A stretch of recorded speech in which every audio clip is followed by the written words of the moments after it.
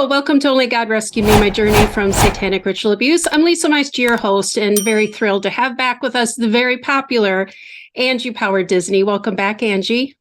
Thank you. And you make me smile. Like we both were laughing a little bit in the pre-record. And it's always so shocking when you say my journey from satanic ritual abuse and you say it with a smile from ear to ear.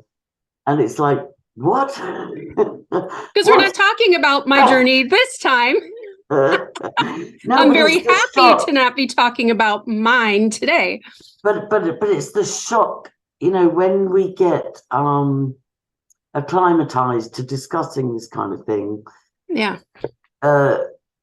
Sometimes it can just trip off our mouths, and people that have just come across this on the internet or wherever, they're in absolute cognitive dissonance and shock, and then we're smiling and like, oh, yep, my journey from blah. Yeah. And I remember the subject we're going to address tonight and focus on is the Hampstead case, the Hampstead cover-up, the Hampstead exposed. It's the UK's, in my opinion, cover-up of the century, although there's another one. There's another few, Samantha Baldwin at Anchor Hill, everything is gathering pace, but this was probably the biggest cover-up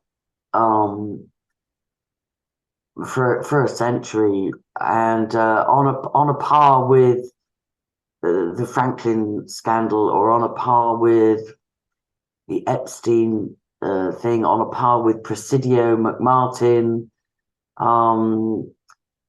Just utterly shocking. And there was another, I saw an amazing, it's the woman that died, Sarah and Carla.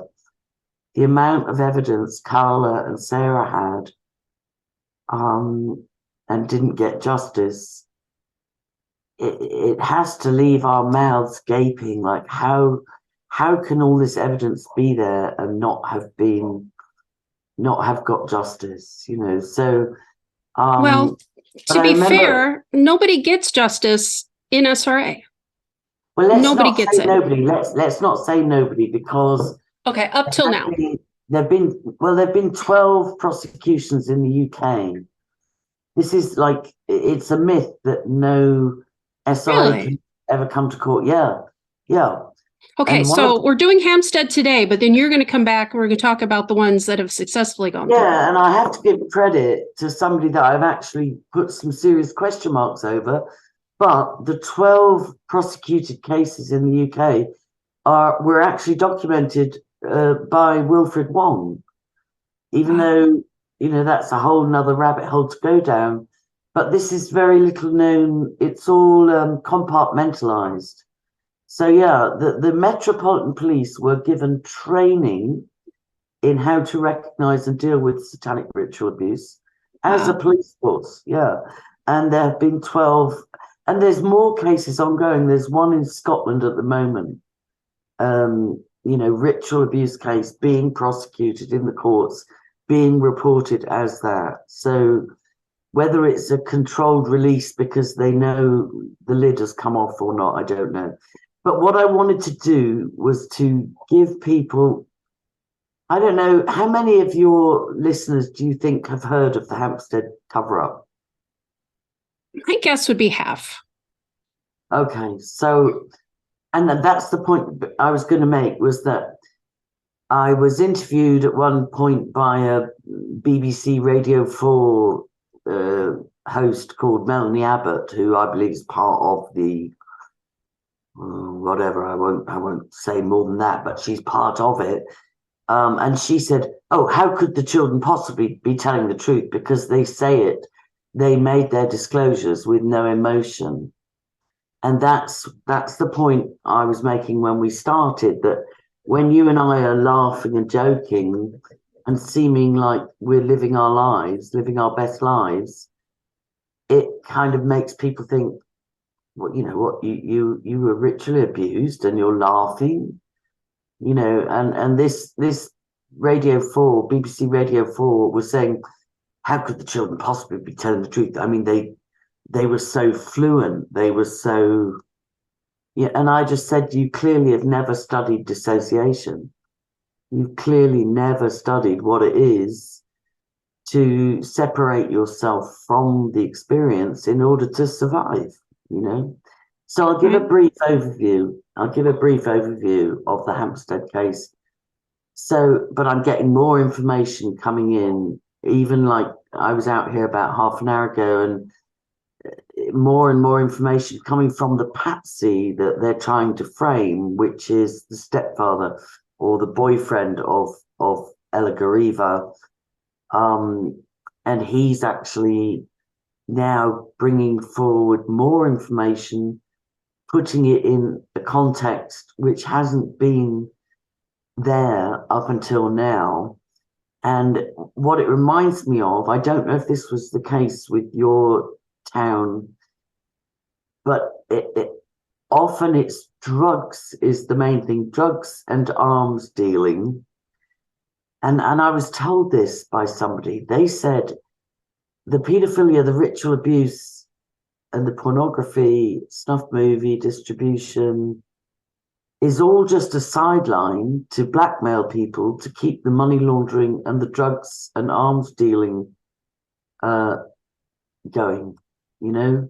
So it's all a web. It's like it's drug dealing, money laundering, pornography distribution worldwide, child pornography, snuff movie making, and blackmail. It's a pyramid. It's like, I suppose the best example we've got publicly, which hasn't been capitalized on at all, really, is Jeffrey Epstein, Ghislaine Maxwell.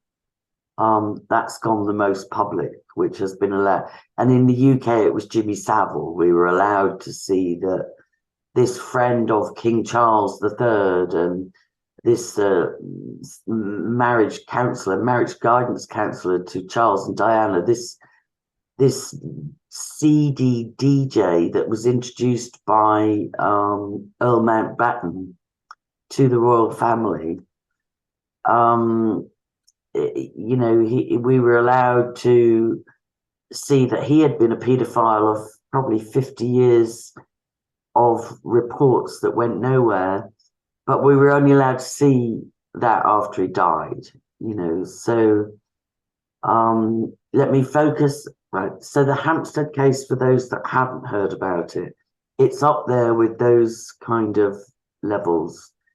And what it was in 2014, an 8 and 9-year-old brother and sister were on holiday in Morocco with their mum and her new partner. I think they'd gotten together about in the May, and this holiday in Morocco was in August. And the partner had originally been a tenant in Hampstead, which is a very, very wealthy suburb of London. It's like Beverly Hills to LA, or, you know, it's real millionaires row. You know, it's full of celebrities and rock stars and politicians and like Sir Clement Freud and Ricky Gervais, and just full of very wealthy people. But originally, Abraham had been a tenant in Ella Gariva's Hampstead house. She's a Russian woman, probably in her 40s. She's got a master's degree, I think, in fine arts or something. She grew up in Russia. Then she came to the UK after she got her university degree or degrees. And she first of all married an English banker who is alleged to have been part of a satanic ritual abuse cult in that area. She had one child with him. They then divorced, and he seemed to have passed her forward to what is alleged to be another cult member. So imagine, you think you're getting free of something that's not feeling right to you, but you're actually just getting handled from one cult member onto another cult member. So she then met the father, the Hampstead father, and had 2 children with him. They never actually married, nor did they actually live together. He lived about, 5 minutes away. They both had very expensive properties in Hampstead, but he stayed, they had 2 children. Quite early on in the marriage, things went wrong. And I know for sure that she got non-molestation orders against him for violence. I think there were at least 5 documented call-outs to the police for domestic violence, including not just to herself, but also to the children's granny, her mother. And I'm pretty sure that the father was ordered for anger management counselling. But I don't know also how many of your readers have heard of the Tavistock Institute. The Tavistock Institute is very local to Hampstead, and it's very connected to mind control and social engineering, including way back when, connected with Aleister Crowley, connected to launching the Beatles and other music, the whole sort of weird scenes inside the canyon, the whole hippie movement, the whole feminism movement. If you do your research, Tavistock Institute is a source of great information. But interestingly, Ricky was ordered there for anger management, and Ella went there, and I think possibly took the children there too, because she knew the children were acting out, but she couldn't put her finger on why. So, like many people that would first of all blame themselves, she thought it must be her parenting that was lacking. So I think that's codependence, and it's indication of trauma as well. But she blamed herself when she saw that her children were acting out. She couldn't put her finger on why, because their father had left. There was no custody fight, because in 2011, even though they had been going back and forth about custody, and he'd been violent and, court ordered to anger management and so on and so forth, but all of a sudden in those proceedings, he took off to Los Angeles to try and become a movie star. And he went to Los Angeles, and he was doing things to do with the Clinton Foundation. He was doing things to do with a cult, Shanghai or something, with a supreme master, and great involvement with Haiti. He was the front man actor in a commercial for a charity called Love for Haiti. And he was advertising his services to house sit, and just basically trying to break into the Hollywood scene without much success. But possibly, and it's suggested that he was also networking on a much different level to do with MK Ultra and foundations and trafficking and so on. So it was never a custody battle. But anyway, so in May, Ella had she had taken in this tenant who was a doctor, honorary doctor, very intelligent man, Abraham Christie, but also a man with a past. He had he'd been raised in children's homes and spent some time in prison, possibly for drug dealing, or I don't know what, but like nothing major, but still he was not, he had a checkered past, but he was also an honorary doctor and very highly educated. And he noticed the children acting out, and he, from having spent time in children's homes and in prison, he recognized the symptoms of trauma in the children, and their acting out indicated severe sexual abuse. I don't want to go into, I will give links and show people how to find the details, but I don't want to go into graphic detail here.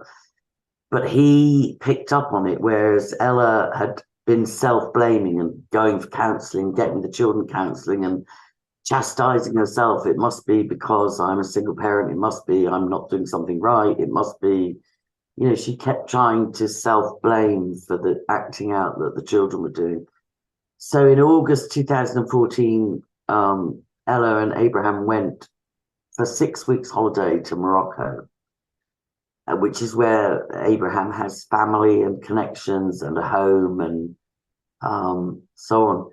And on that holiday, not only were the children acting out, but they actually also acted out against another child on the holiday.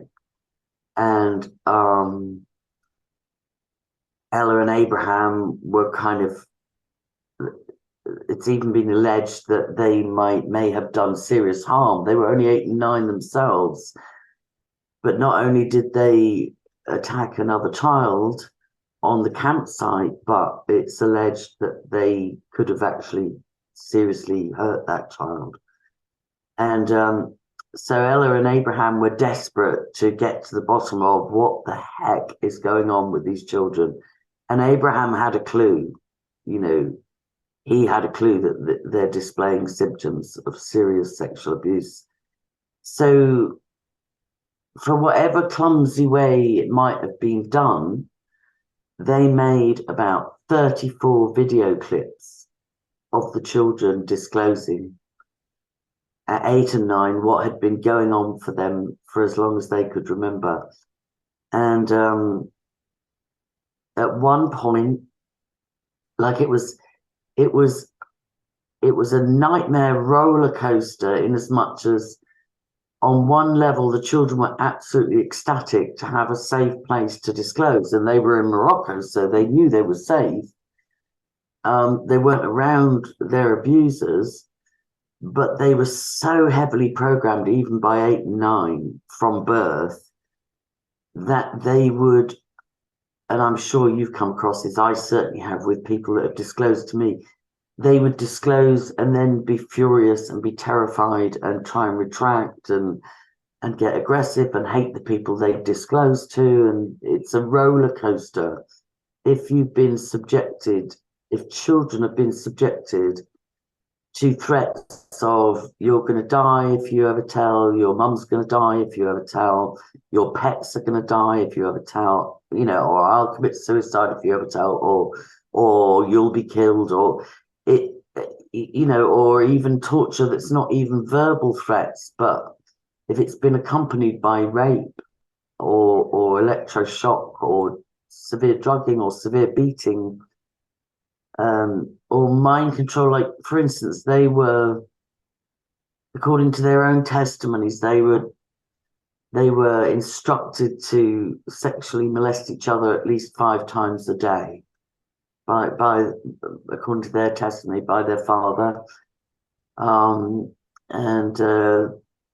sometimes they would draw blood, sometimes they would hurt each other. This little 8 and 9-year-old innocent children would actually smash each other's head against the floor or against glass, or it's like people that are not familiar with this kind of torture.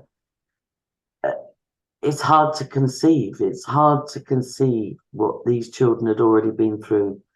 So one of the key elements was that the children did disclose hugely, but they kept hitting amnesic walls and blocks and terror.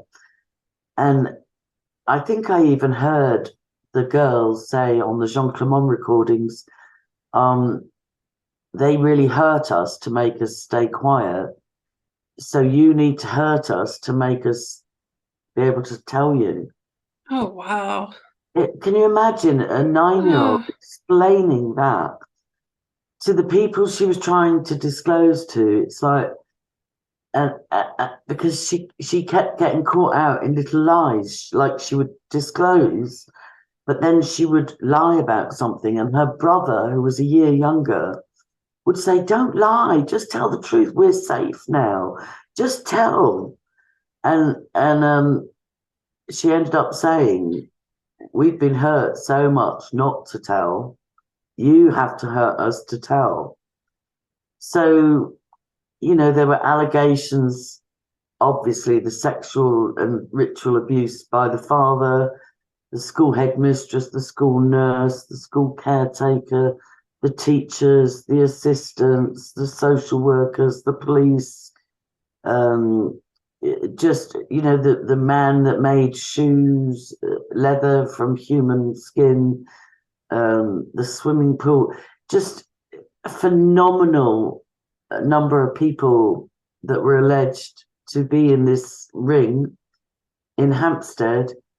I lost my chain of thought there, but I'll press on anyway. So ritual and sexual abuse was alleged by all these people, but it was also alleged that the boyfriend had, employed some tactics that were not, he regrets, and he said he would happily stand trial for those. He said he would happily, fess up and say, I shouldn't, even though she was telling me, you have to hurt us for us to speak, because they hurt us for us not to speak. But for instance, he would do things like, they call it licks, and it's like, it's a kind of a Jamaican, it's a kind of a cultural thing with you spoon, you tap a child on the head. Like my mother with 5 little girls, she would brush all of our hair for school. And if we screeched or, like gave out, she would hit us on the head with the hairbrush. And we laugh about it now. But that was normal. I'm 65, and to me it was normal. If you try and pull your head away or say that, ouch, that hurts, mum, you get a lick on the head with the hairbrush, and you're like, oh, you don't know which hurts more. So in the end, you just like be quiet and tolerate the pain. But anyway, so there, Abraham did own up to licks on the head with a spoon, and then I don't know whether they were rituals or whether he was listening to the little girl about. But anyway, there were allegations of warm water being poured on the children's heads in an effort to help them disclose, because at 8 and 9, having been in this since birth, you look how long it took us to disclose. I don't know what age you were, but for me it was like decades. These little children at 8 and 9 were trying to say, and they were coming up against all sorts of horrific roadblocks to disclose.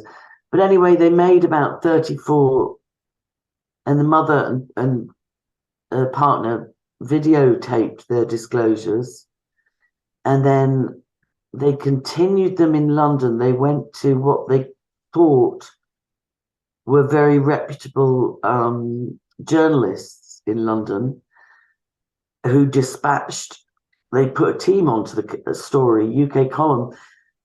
They dispatched Lou Collins and her partner at the time to check out the children's geographical, like the children had given such detailed disclosures. So UK column sent Louise and her boyfriend to check out, okay, they've said, here's where the swimming pool is, here's where the church is, here's where the school is, here's where the shop that makes the products from human skin is. And so they went and did a geographical analysis of the children's disclosures and found it all checked out. They also dispatched somebody, which I've had information from Abraham about in the last half an hour, which I must update, but they dispatched another guy called Finbar to co-interview the children. So this UK column, which is alleged, it would be a little bit like a mini version of, it wouldn't be quite as out there as InfoWars, but it would be, you know, a UK version of alternative news, let's put it like that. Maybe like Tucker Carlson or something like that, but not that big, but still with pretty big following. So UK Column had allegedly put some people onto the case. They'd sent people to check out the geographical details, and they'd sent Finbar to co-interview, and the children kept disclosing. They didn't skip from their story. They talked about, you know, everything you and I have talked about, like, and worse and more, and the full gamut of satanic ritual abuse, the most shocking disclosures. Put it this way, when I listened to the disclosures in 2015, I could hardly walk or talk for a week.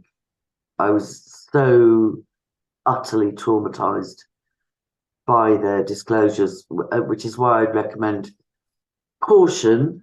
You know, we can't be squeamish, but at the same time, you know, be prayed up for anybody that has the courage to actually listen to the children's. We've only managed to recover 17 of those videos.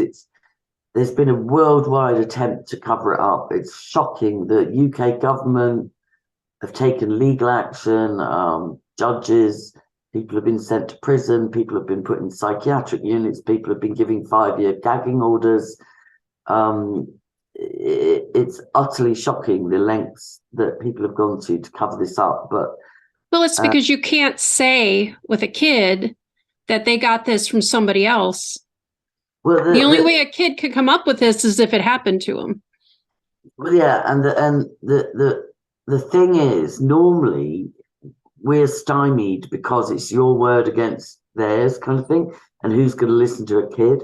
But there's a premise of law where if there are 2 witnesses with corroborating evidence, that is grounds for a criminal investigation. And this was one of the laws that was broken, really, because the 2 children, and I'm going to show you, I'm going to screen share in a minute and show people where they can find these 17 out of the 34 video clips. I'm sure the others exist somewhere, but the attempt to scrub all this evidence off the internet has been breathtaking, shocking. Someone once said to me, if you're not sure a crime has been committed, if the cover-up is more egregious than the crime, or as egregious as the crime, that's a very good clue that, yeah, this absolutely, because why are 2 kids needing to be covered up? Yeah, and you take their stories and you put it along with what adults are saying happened to them when they were children, and you put them side by side, and they're saying exactly the same thing. And you know, things like UK Column sending 2 journalists to go and check out the geography of where they were. I mean, they were 8 and 9, you know, and they would finish each other's sentences. They never changed their story. Well, they did eventually under huge pressure and drugging in the care of the state, as happens. But even then, they didn't retract fully, and they kept disclosing in foster care. So I'm going to show, when I've just given this outline, I'm going to show people where to find the evidence and why it's crucial to shine a light, even though 2014 might sound like a long time ago. And there are present day cases like Samantha Baldwin and Anchor Hill and so many others, Carla and Sarah's, you know, so many children taken off the protective parent trying to report abuse and given to the alleged abusing parent and extended network. It's not just one person, but the reason why this is crucial for people to get behind again is because this year the girl will be 18. So yeah, it was 2014 she disclosed at the age of 9, and this year she's going to come of age and be 18. And next year, her brother is going to come of age and be 18. And the cult, as I would allege, as the children alleged, is making a huge push to have the children retract again and embed the retraction and debunk the disclosures again, and prosecute anybody who still dares to say we believe the children's original disclosures, including myself. I'm one of the few sort of frontline campaigners on the case that didn't go to jail or a psych unit or get gagged. And it's partly, I actually, the full credit goes to Jesus, right? But it's also because I don't live in the UK. I live in Ireland, the Republic of Ireland, the south of Ireland.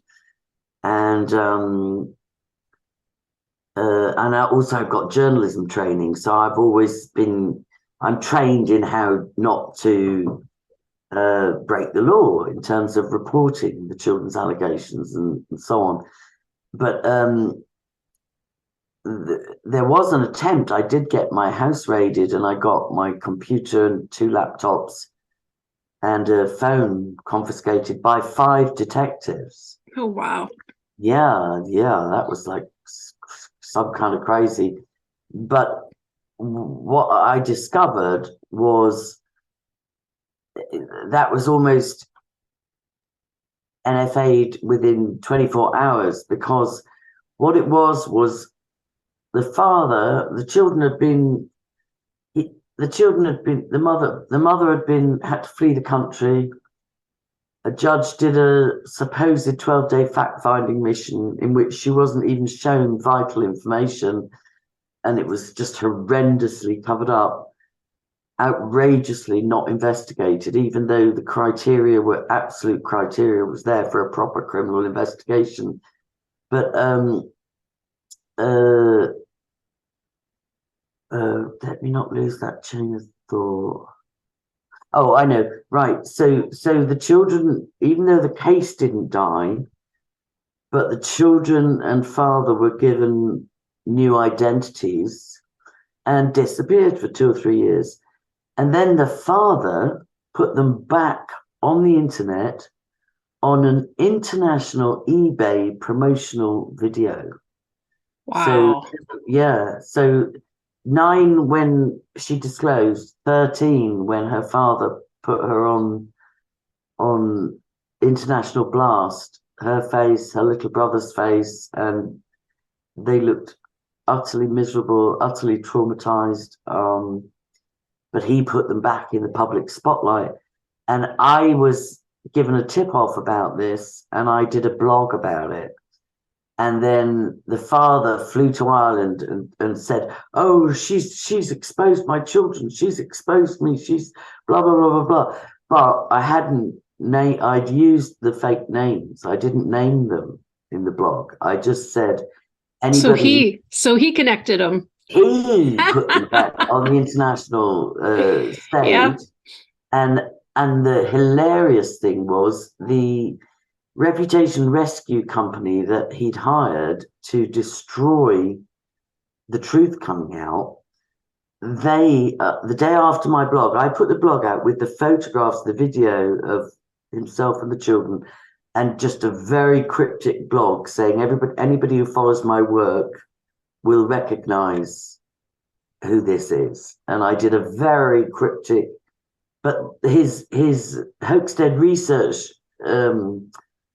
sort of, what do you call it, opposition research damage limitation. They'd be a bit like Cambridge Analytica or Denology, or anyway, they did a blog the next day saying, oh my God, Angie Power Disney has exposed the children, blah, blah, blah, blah, blah. No, I didn't name them. You did.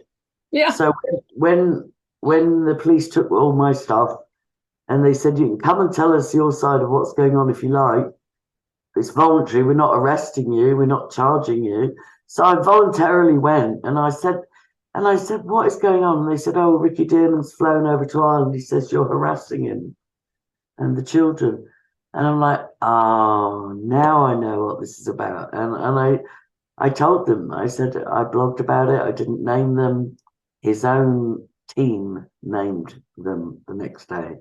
I didn't put them back on the international stage. I didn't put them back under the camera. Is that their own father did that to them, you know?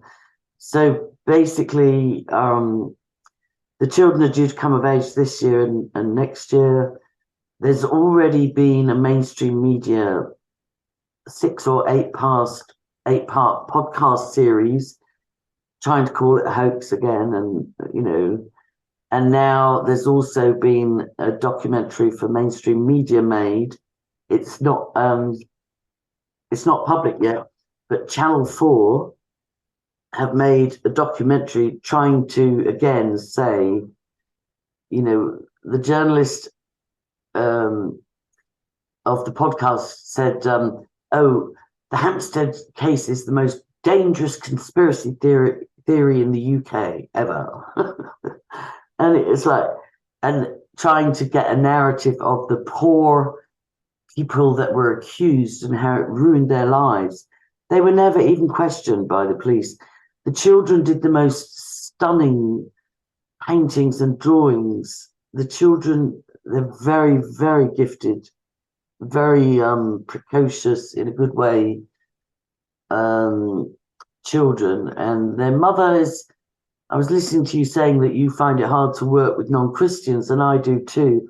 Their mother is quite kind of new agey. She's a vegan and she's into yoga, and she was also duped by this Shanghai cult supreme master thing, and she used to have the children meditate and stuff.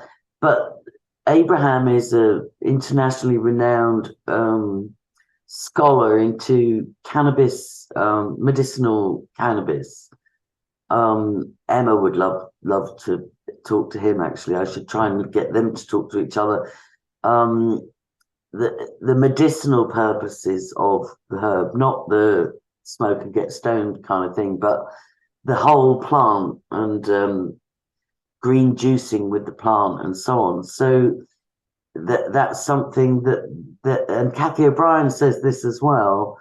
One of the reasons that Ella and Abraham believe the children were able to disclose as clear, if you hear their disclosures, and I recommend you do, Lisa, you'll be stunned at the detail of an 8 and 9-year-old saying what happened and when.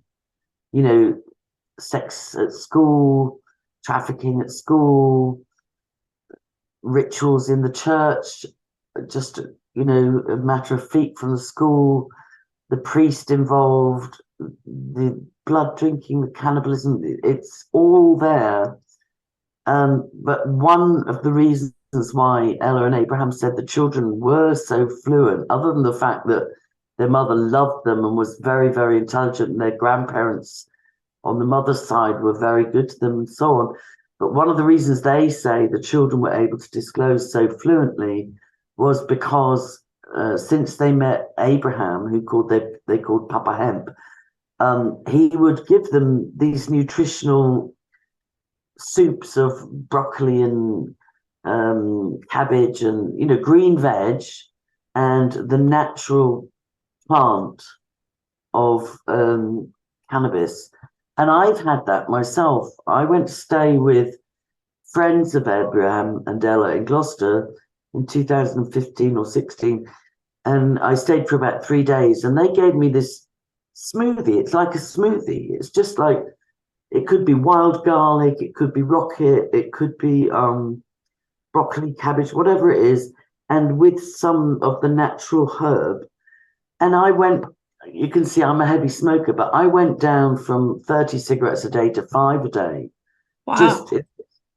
Just because there's something balancing. Now, I don't engage. I don't have a problem as long as it's not abused. But I do believe that plant has medicinal purposes. And Abraham and Ella believed that it had a lot to do with the children's disclosures. But anyway, the bottom line is the children disclosed on camera. Then they went to this journalism outfit called UK Column. Then they went to Abraham's brother-in-law, who was a policeman. And then they went to the police to disclose. and it all got flipped. It all got flipped on them. They accused the mother and the partner, and they took the children, and then they got the children to retract very clumsily, not fully.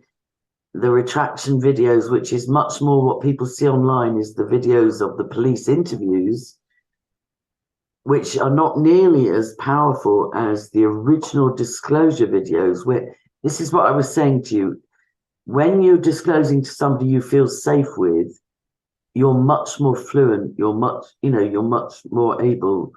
And so when the children were disclosing to Ella and Abraham and Finbar, and even their Jean Clement, Abraham's brother-in-law, they were much more fluent. But when they were disclosing to the policeman under pressure, having been taken from their mother and thrown into a shock of being put in foster care, being moved out of London to Suffolk, being questioned over and over again, being medicated, being sleep deprived, it's like abuse to watch the children's retraction videos with the police. And in fact, the police complaints committee,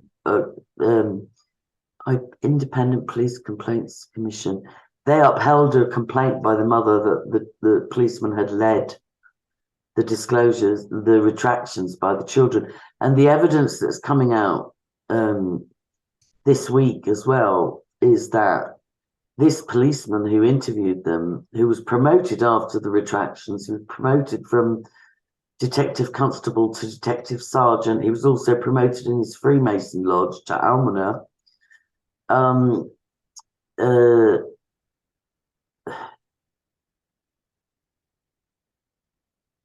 Oh yeah, it's coming out that he's got history going, and this is what's coming out as well that I hope to bring forward in the next week or two.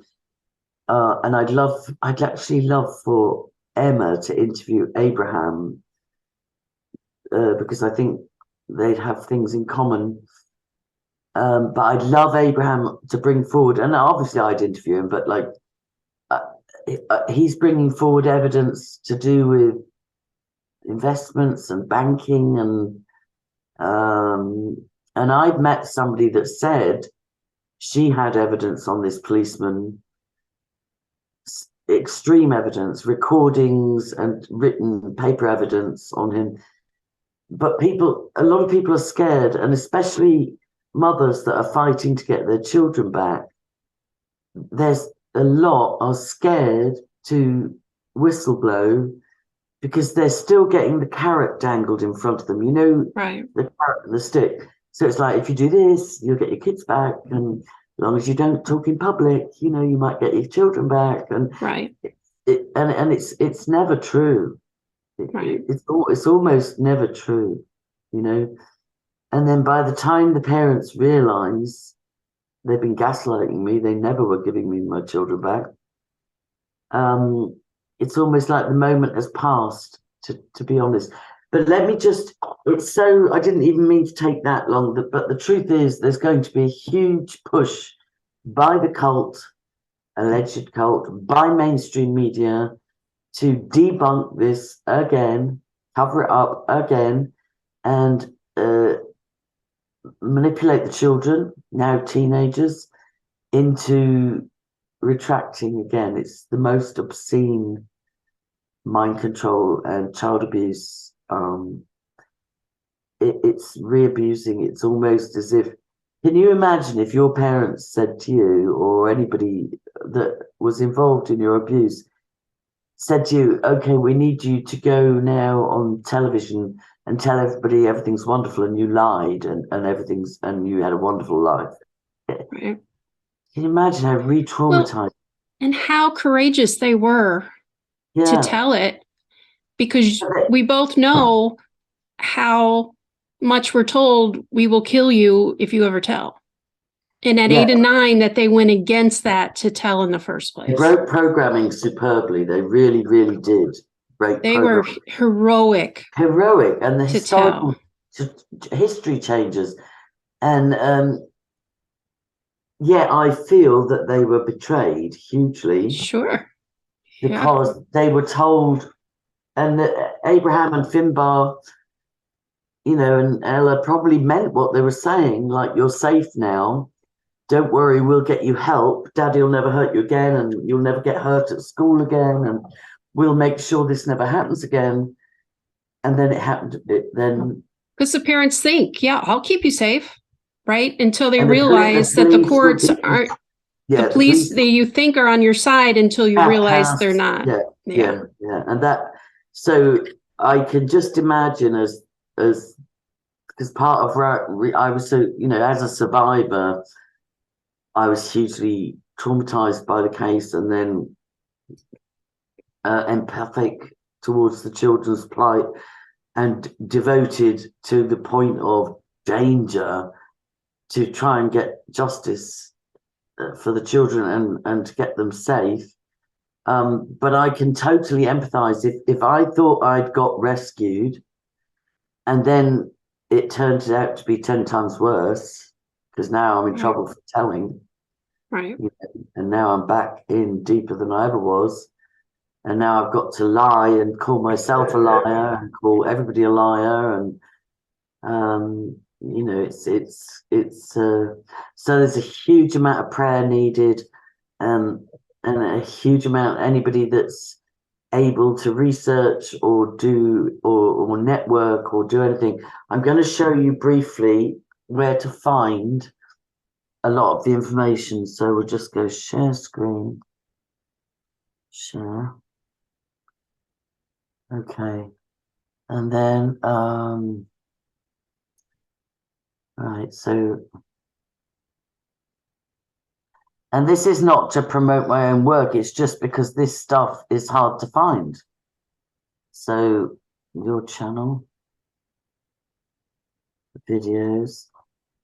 Right, so this is my YouTube channel. This is the last one I made. That's the stepfather, the guy that's a doctor, honorary doctor in the study of the medicinal benefits of marijuana. That's the ones I put up with you. This is the father. There's part 1 and part 2 to do with the father. Now, what I want to do is find the original disclosures to show. I'm just going through this to show people how to get there, because it was so covered up, all this information. It was scrubbed off the internet. So where's the oh, show more. Right, here's BitChute playlist. Right, here we go. This is crucial. BitChute playlist with the testimonies. Now these are 17 of the original 19 or 34 disclosures by the children. So this is a complete Hampstead children disclosure, aged 8 and 9. Please share this playlist. So there's multiple disclosures by the children, and there's also, God bless them. Oh, it was almost impossible to find these online. We got help from France and America to find these. We've also, see, look, this is where they're being cross-examined by the police. It's horrific. How they disclosed to Abraham. This is them disclosing to Abe and Finbar, like disclosing in a friendly environment. And they honestly thought they'd got rescued. Now, this is the eBay promotional video that I got raided for because he went and complained that I'd harassed him. But I didn't put them on that, and I didn't even name them. I just wrote a blog about it, you know. Oh, so, look at them. Look at the kids there. Oh, there was a lot of speculation that actually at 13 the girl looked pregnant. Oh, yeah, she does. Yeah, it's quite shocking. And that's everything got scrubbed off the internet. We spent years trying to recover as much of this evidence as we could. This is one of the journalists supposed to be supposed to be alternative media now. He's one of the journalists obfuscating and covering it up again. But he's got connections with the BBC. He's got connections with all the mainstream media. Davos, Wall Street bankers, all sorts of. And this is the most shocking interview. The father got given a very softball, sympathetic interview with the BBC. No shocker there. As the victim of a, I'll play you a tiny bit. It's like, do you remember when Bill Clinton said, I did not have sexual relations with that? Yeah, well, it's like that. I'll show you a little bit. It's agonizing. It was 2014. I don't know if can you hear that? Yep. I don't remember how, but I found out that the police were looking for me. It might have been social services got in touch with me and said that you need to go to the police station and the children have been taken away from the mom. And I'm saying, why are they being taken away from the mom? What's going on? And they won't tell me anything. I was kind of freaking out a little bit. He's a failed actor. He is an actor. This was as painful as the Prince Andrew interview or the Bill Clinton, I did not have sexual relationships. It's just pathetic.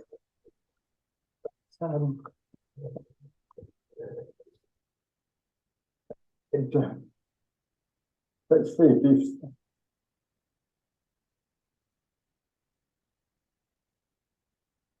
And I was selling them to people.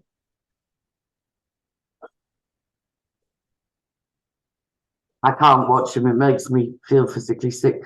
But I mean, I have watched it, but it turns my stomach because I know it's not just that the children disclosed brilliantly, it's that there were about 30 of us, at least 30. There were probably way more worldwide.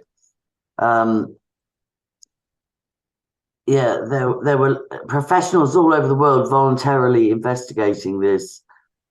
And we found so much corroborative evidence, it was off the charts, and so much negligence by the police, because one of the things the children did was they drew pictures and described on camera, very detailed, birthmarks, tattoos, body piercings, and scars on their perpetrators' private parts, which, you know, how would they know there's headmistress's birthmarks on her genitalia and so on if they had not been exposed to that, you know?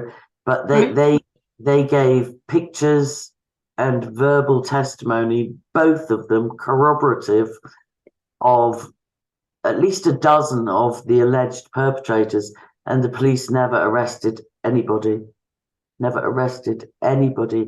Never took any computers, laptops, phones, never sealed off any alleged crime scenes.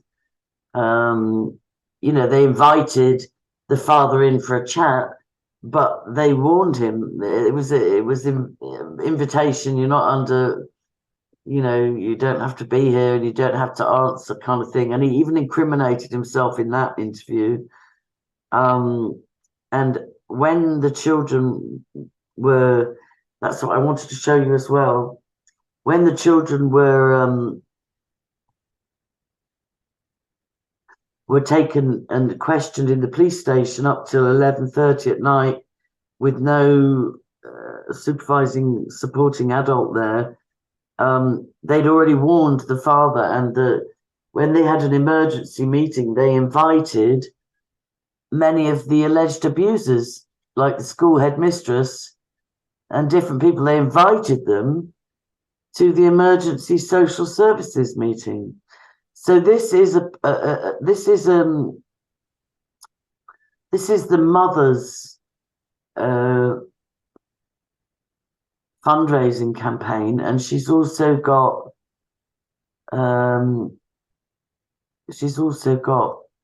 these links are in under my videos. She's also got a website called Hampstead Exposed. Channel comments. I want to show you another channel that's doing brilliant work here. I don't want to search my channel.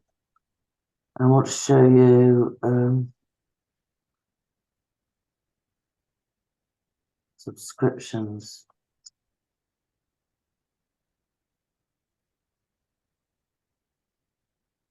I want to show you. Oh, for goodness sake! Well, I find that this is what it takes, people, just to do the research. And some of you know how to do research better than me. But there's another channel I want to show you, which is Alison Aitken. She's a school teacher in Australia. And she's doing fantastic work on the case as well. So what she's doing is she's documenting. I wonder if she's put it in a playlist yet.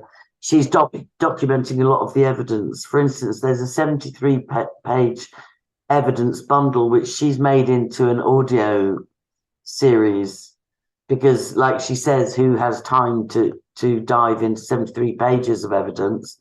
But people have time to listen to half-hour audio segments of it, you know, even if it's like driving to work and back. So she's doing, and as soon as she's finished, I'll blog that. And that's the only other link. Like, I want to show you the website, because when you search for it, you can't find it. Hampstead Exposed. I tried to search for it earlier on, and it wouldn't come up. Is that crazy? Yeah, it's hidden. Yeah. Now this is interesting. Neutral citation number. When I was searching for it, this came up. Mrs. Justice Pawfley. Now, interestingly, she took early retirement and retired and went off to Israel, which is very unusual. That's her fact-finding statement, which was she should have been fired, but she retired anyway. And even just Googling Hampstead, it's there's a lot of history and dark history to that area. Now, I'll get rid of that. So I'm trying to find, that's Alison's page. Anyway, if people find their way, you've got this, and I'm sure you can put the links in. If people find their way to my blog or my YouTube channel, you'll find links to get to Hampstead Exposed, to get to the Mothers campaign, to get to BitChute and find those videos. And that's the other request I would make, is for people to download them and mirror them, get them out there, because literally we lost them for years. And something the father had said to me as well was that he couldn't, at least 2 years, maybe more, they've been planning to try and debunk the disclosures again, because 2 or 3 years ago, when they didn't succeed in getting me taken to court, the father said on a video somewhere, oh, I can't wait, or on a status on his Facebook, something, I can't wait till the children come of age. They're going to go after Angie Power Disney and sue her for everything she's got. You know, and they probably will try and come after me. There will be a big push. They're trying to make Abraham a patsy. They're trying to make Ella a patsy. And no doubt there's a few of them have got some bloodlust to come after me too. So it's a huge case. It's you know, it's a landmark case. It's universal. We're seeing this happening more and more. This case was a huge opportunity because the two children's stories corroborated each other's, even as they were questioned separately, questioned repeatedly. They kept disclosing in different foster care homes. They, you know, even in the police retraction videos, you know, one of the most poignant, the 8-year-old boy, the police that got found guilty of leading him in his retractions was saying to him, oh, so you didn't eat babies, you didn't kill babies, did you? So your dad didn't kill babies, did he? So that wasn't true, was it? And the little boy said, only some babies. It's like he couldn't fully. It's like he knew that his job was to say that, oh no, we were lying, it's not true, it's not true. But in his 8-year-old innocence, he just said, only some babies, it was just heartbreaking. And they described the taste of blood, and they described the ingestion of cocaine, and they described things that I don't believe you could possibly, the judge said things like they'd watched The Mask of Zorro, or the mother had coached them for custody. The custody battle was long since over, and there's much simpler ways. If you were going to be dishonest, you wouldn't have your children disclose at such level about satanic ritual abuse to get custody. You could have made a much simpler case. So yeah, it's a big cover up, it's a big scandal, and anybody that can get involved either by prayer or research, just reach out to me and I'll put you in touch with the teacher in Australia, the mother I won't even hazard a guess where she is. I'm happy about the partner coming forward with new information, particularly about the policeman that was the lead on most of the prosecutions of the whistleblowers and campaigners. And yeah, I don't know how long that took. I'm so sorry. We haven't gone too long, have we? No, we're doing good. It's going to be, we really need to pray for this young girl as she turns 18. Yeah. Because she's been reprogrammed now for a lot of years. 100%. 100%. But she also knows she had a mom who believed her. And her mom's boyfriend and this Finbar from the right. But it all came to naught. They got tracked back again, and then I got sent evidence by the daughter of a judge who had tracked down the girl's Pinterest and Instagram. This was about 2 or 3 years ago, and it looked like she had been completely cult programmed again. It had jokes like that awkward moment when your boyfriend finds a dead goat in the garden. Yeah. Had lots of references to daddy-daughter love, and it broke my heart. It broke my heart. And she was the brave one that said at 9, "You have to hurt us so we can tell you, because they hurt us so we wouldn't tell." Right. So I've got no doubt that the programming has been intense and brutal. And maybe brutal in the trauma bonding sort of way. Maybe given that the children got worldwide, I think the videos had about 400 million views worldwide. It was like phenomenal how viral they went. So they may have just been love bombed to make sure that they don't get any notion of going to find their mum. Going to find their mum at 18. I know a mother that tried to get her son. Her son was taken from her when he was 6, and she counted the days. She fought for him for years, and she thought, when he's 18, he'll come home, I'll get him. And then they said, oh no, he's special needs. We've sectioned him as ward of the state until he's 25. And then they disappeared him. Wow. So they can, some mothers hold on to the fact that when they're 18, I'll get them back. Yeah. We need to stop these child traffickers and demon-possessed monsters, because if the law doesn't suit them, they'll just change the law or make one up. So we can't actually be rational. It's where it comes back to it's a spiritual thing.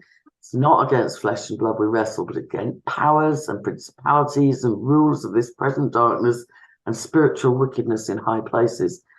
And so it is a practical war, and we need to do something, but it's also, if we don't cover it in prayer, if we don't recognize that they are not rational, they are not fair, their mission is to steal, kill, and destroy, that we need to be wise as serpents and gentle as doves. We can't just come at it wishy-washy, like, I'll get them back when they're 18, or I'll pray and God will get them back, or the nice judge will give them back, or the nice policeman will rescue them. And we're dealing with demon-possessed agendas here for the ruination of children and the ruination of families, you know, and the devouring of children, the sacrifice of children. Yeah. Yeah. Ultimately, the thief comes to kill, steal, and destroy, and he's very good at it. So anyway, I think that's it. I just asked people to reach out. The BitChute list, I'm glad it's still up. I got help from Christine Sands in America, and from another researcher in France, and from people all over the world got behind this case and were devastated that we never got anywhere. And now there's another whole, we've got one more window of opportunity, because the cult, alleged cult, knows that the children are due to come of age, and they're pressing for a further debunk, cover up, you know. And they're also saying this monstrous guy that did this podcast, which was #1 in Australia for a while, #6 in the world podcast, you know.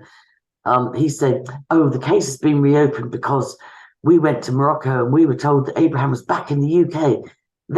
Abraham is the father, the stepfather, you know, the boyfriend who spotted what was going on with the children. The mother kept blaming herself, and he spotted that there's something very dark and abuse related here, and he got them to disclose. But they're alleging the case has been reopened because he was back in the UK. And in a message or a comment I just got half an hour before we started recording, he said, I wasn't back in the UK. And he was told that this crowd of journalists had flown out to Morocco and tried to bribe people to dish some dirt on him. They actually tried to pay some people that knew Abraham to say some bad stuff, you know. Well, the cult also knows that it's possible that she will disclose again. I mean, they've got to hedge all bets. That's my prayer. That's her mother's belief. That's a lot of campaigners' beliefs, is that those children disclosed so spectacularly in 2014 that it's only a matter of time before they do it again. They won't have to wait. Like, you know, I didn't really start fully deprogramming till my 40s. I think you were in your 20s, 30s? 29. Yeah, late 20s. I was early 40s. You know, they can break the mold. It's everything's speeding up. And I've got some women in my group come in at 19. Disclosing already, deprogramming already. That's fantastic. You must add me to that group if you would, please. Oh yeah, I'd love to. Love to. Yeah. So will you close in prayer? That's about us. All I'm saying is there's a wealth of information, people, and for those that feel led, this is like the 101 of it's like the Franklin cover-up, it's like Presidio, it's like McMartin, it's like Lisa's story, it's like so many of our stories, you know. So you close in prayer if you can. Well, let's do the shaking of a Luciferian kingdom prayer. I say that every time I hear you say that. Wonderful. Okay. So you repeat after me. Okay. From where we're seated in Christ Jesus. From where we're seated in Christ Jesus. At the right hand of the Father. At the right hand of the Father. The Lord God Almighty says. Lord God Almighty says. The time has come. The time has come. For the Luciferian kingdom to be shaken. For the Luciferian kingdom to be shaken. We decree. We decree. Let the great shaking. Let the great shaking. Of all who worship Lucifer begin. Of all who worship Lucifer begin. Your sorceries and sacrifices. Your sorceries and sacrifices. Will not help you. will not help you. Your protection is removed. Your protection is removed. Let the shaking of the Luciferian kingdom increase. Let the shaking of the Luciferian kingdom increase. In Jesus' name, amen. In Jesus' name, amen. And Did that I works. answer your questions? If there's questions, people can get back to us with questions. Yeah, But absolutely. I covered it pretty well. Yeah, you did a great job. And again, follow Angie, go to her YouTube channel. I'll have it linked so you can find it. I'll have links to her blog. She's on Facebook. She's everywhere. And she has loads of information. So you really need to get into what she's got. Okay. Thank you for joining us. Yeah, God bless. I'm sorry I was a bit late. Oh, no problem. Thank you. All right, God bless.